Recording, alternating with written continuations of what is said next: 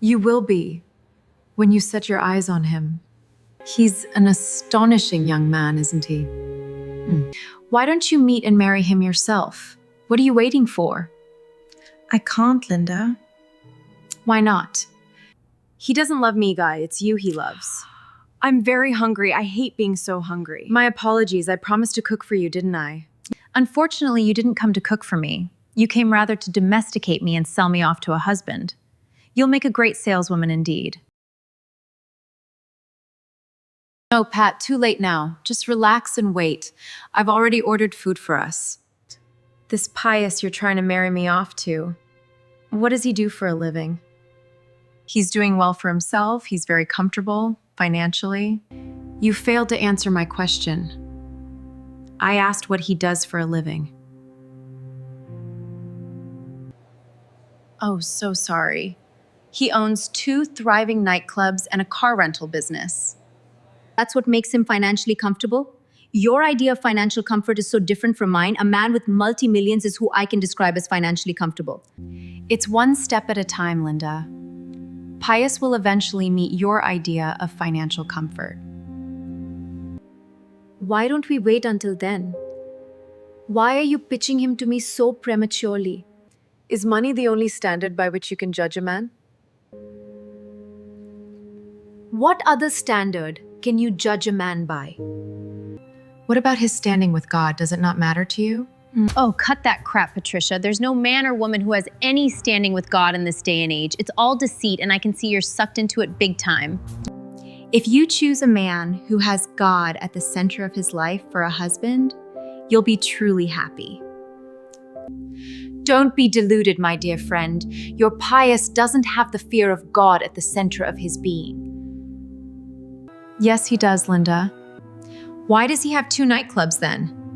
To encourage people to worship God in them? Think, my friend. Hungry? I'll get you your lunch. Thanks, Abigail. That's what I was going to ask for. By the way, Patricia was here. What did she come here for? Relax, brother. Don't get so upset. You want me to be happy over the news? Give me one reason why I should. Piers, why do you hate Patricia so much? What has she done to you? I don't want you to be too close to her so she doesn't infect you with her sinful ways. Come off that, Piers. Patricia isn't a sinful woman. Okay, she has a child out of wedlock, but does that mean she's the worst woman in the whole wide world? She's not the best woman in the whole wide world either. Come on, brother. Give Patricia a break. Stop judging her and leave that to God. What did she come here for anyway? That's the question you should have asked before expressing such displeasure over her visit. Go on, tell me that. Why was Patricia here? She was here to demand a pound of your flesh, but luckily you were absent. You know what? Don't bother about the lunch. Listen, Piers, what you're doing is completely devoid of reason. How? You get back home, demand for lunch, get really angry and reject it simply because you were told that Patricia visited. Come, sit by my side, brother, and tell me what I may not know about Patricia. I don't know more than what you and I already know. Yes, we know that she has a child out of wedlock. Is that enough reason for you to resent her so much? Patricia's hypocrisy, her false holiness, that's what hurts so much. What do you mean? Patricia a hypocrite? The last time I checked, Patricia never gave the impression that she was holier than anyone. The way she carries herself, her actions speak a lot louder than her words, and all the while she was wallowing in an illicit relationship. I can see that you're hurt, deeply hurt. That would indicate that you admired her so strongly until you heard that rumor. Correct. Now, may I have my lunch, please, or let me go back out and have something to eat? I'll get your lunch, and we can talk some more while you're eating.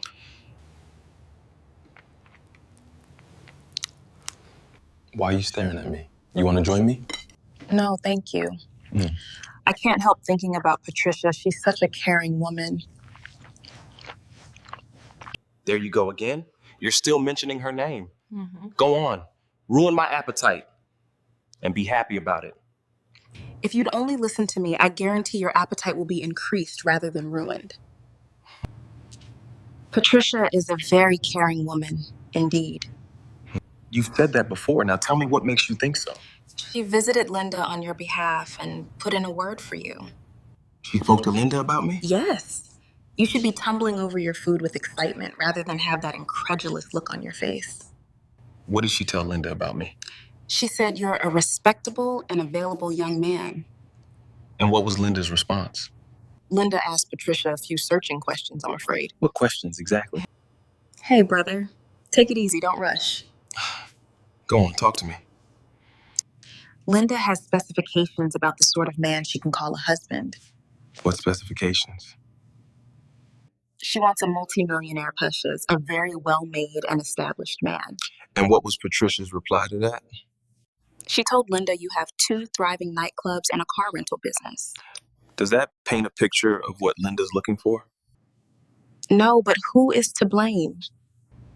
We're not blaming anyone here, but Patricia should have done better. She should have told a lie, you mean? If she was actually caring, as you said, then she should have gone the extra mile. That would have made Patricia a liar, wouldn't it? And it would have armed you with another weapon to attack her with, on top of her having a child out of wedlock. Eat your food, P.S. All hope isn't lost. Tell that to a fool. You should know that an opportunity lost or wrecked can hardly be recovered. Luckily, nothing has been wrecked yet. You have an opportunity to lie your way into Linda's heart, if that's what you want to do. How possible is that? Patricia has arranged for both of you to meet and get to know each other next Saturday. That's marvelous. What's the venue of the meeting? Patricia has the details. I'll get them from her later.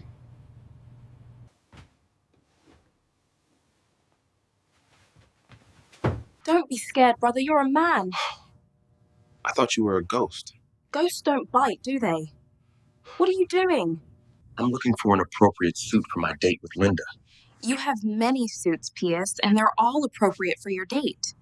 Don't say that again, sister. My appearance should be appropriate for the occasion and venue. True, but you didn't choose the venue, did you?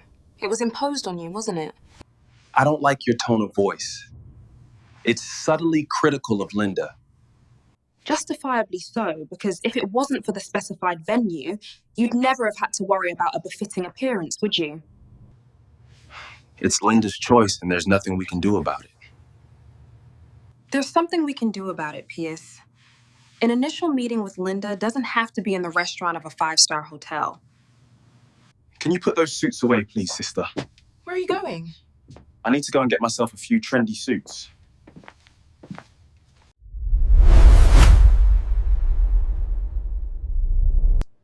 What? You bought 6 suits just for a single date?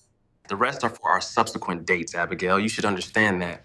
And what happens if there are no subsequent dates? What are you talking about? You very well know what I'm talking about. Linda wants a pound sterling multimillionaire business tycoon, and she can sense on your very first date that you're not. How would she sense that? Never underestimate the wisdom of women, P.S. Linda would easily know you're struggling to create an impression that's not real.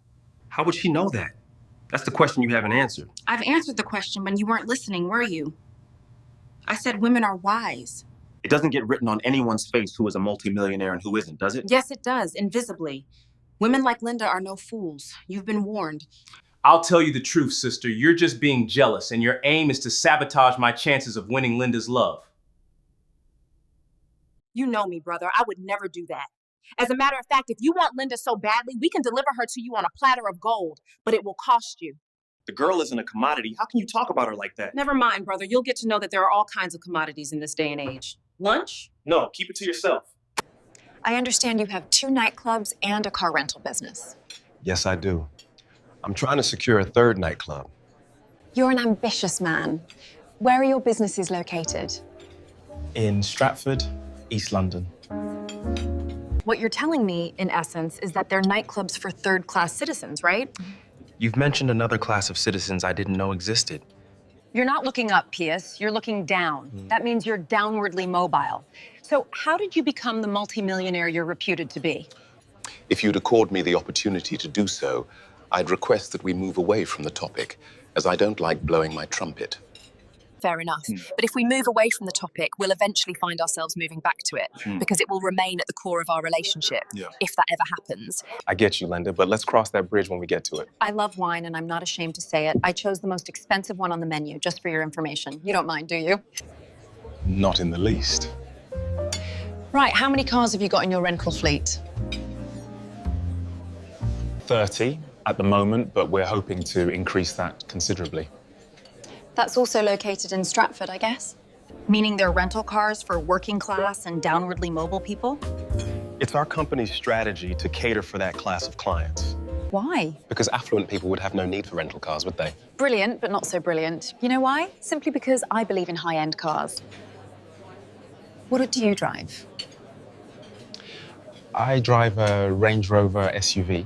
Oh, everyone has one these days. Do you have any problem with Bentleys and rollers? No, but they're not my preference for now. You're not ready for them yet? That means you're a lot less than you're reputed to be. Can we talk about you for a change, Linda? Yes, go on, let's talk about me. How did you become friends with Patricia? If I didn't care about being impolite, I'd say Patricia isn't my friend. But politeness would make me place the word in inverted commas. Sure. Now, for your answer, Patricia was a roadside evangelist who tried to impose the word of God on me for many years in my Kensington office. Such a determined, lovely girl. Why did you resist her so much?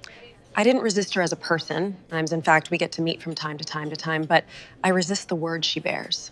Meaning the word of God? Yes, I've made it clear to her that not everyone is bound to be saved, and that I was, and still am, proud to be one of such people.